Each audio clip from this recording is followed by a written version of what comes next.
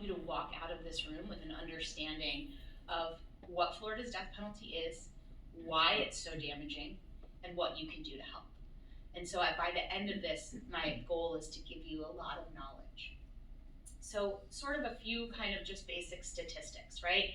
Florida has executed 105 people since 1979. We sort of talk about the modern era of the death penalty being after 1979 when the death penalty was reinstated. In the late 70s, the United States Supreme Court actually struck down the death penalty in the entire country, and they said it was arbitrarily applied, akin to being struck by lightning. And so a bunch of states revamped their death penalty laws, and Florida was leading the charge. Florida had the very first, we call it a post-Furman because that was the name of the case, but the very first execution in the modern era. John Spinkling was executed. Since then, we have 30 people exonerated from Florida's death row. That is 30 people who were innocent and who were sent to death row. I had the pleasure of representing one of those individuals, Clemente Aguirre. He is Florida's 28th exoneree. I represented him for more than a decade until we got him out in 2018. He comes to my house for Christmas every year. He lives in Tampa, and it was such a sort of pivotal case that I had the opportunity and privilege to work on. Clemente is on our board, and we have several other exonerees on our board as well. But 30 people, that's more than any other state in the nation. So we've executed 105, and we had 30 exonerees. So we get it wrong 1 out of 3 times, if that's the math we're looking at when we talk about executions and exonerations. We currently have 278 people on death row. I was driving here yesterday talking to my colleague who I'm trying this case with on Monday, and she does some death penalty work, but not in the same. And she was like, what are you going to talk about? I'm like, well, I want to, talk about the statistics and the number of people on death row. She's like, what do you have, like 20? And I was like, are you kidding? And she was like, she didn't know. And I was like, you have been a lawyer for 17 years and you don't know? Like, all right, I got to back it up, way back up here. So we have 278 people on Florida's death row. That is 278 men and women. There's about 2 or 3 women waiting for their execution date. That's the second highest in the entire country.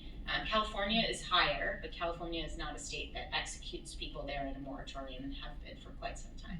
So Florida has the highest death row population of any state, any executing state in the country. We had no executions in 2020, 2021, and 2022. And then because of a sort of perfect storm of things, which I'll talk to you about, we had 6 in 2023. And so in October of 2022, there was a verdict in the Parkland case, the shooting in Parkland. Unimaginable tragedy, can't even describe the horror that was, and also the 19-year-old who committed those unspeakable acts, the life that he had leading up to that led him to the place where he was able to commit that horrific crime. And what happened in that case is 3 members of his jury, after hearing months of evidence about how his mother drank heavily during her pregnancy, the experts described him as being basically cooked in alcohol. He had special needs that were ignored.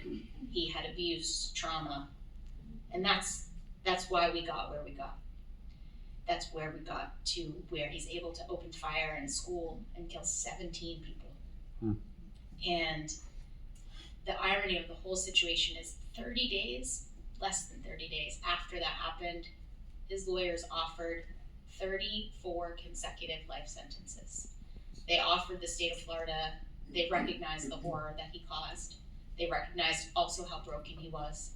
And they said, this is the appropriate result. We will resolve it right now. And the state said no.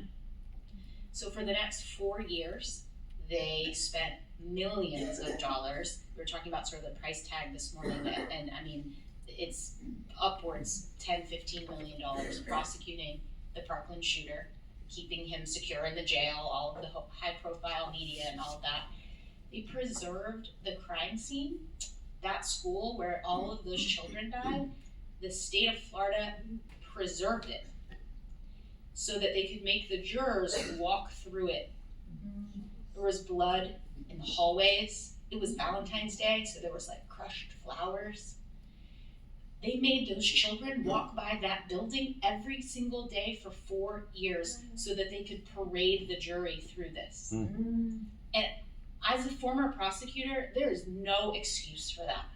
When somebody is saying you will spend the rest of your life in prison without parole and he can be safely confined, there was no indication that he was going to be any kind of danger, and they did that, for me, it is unforgivable.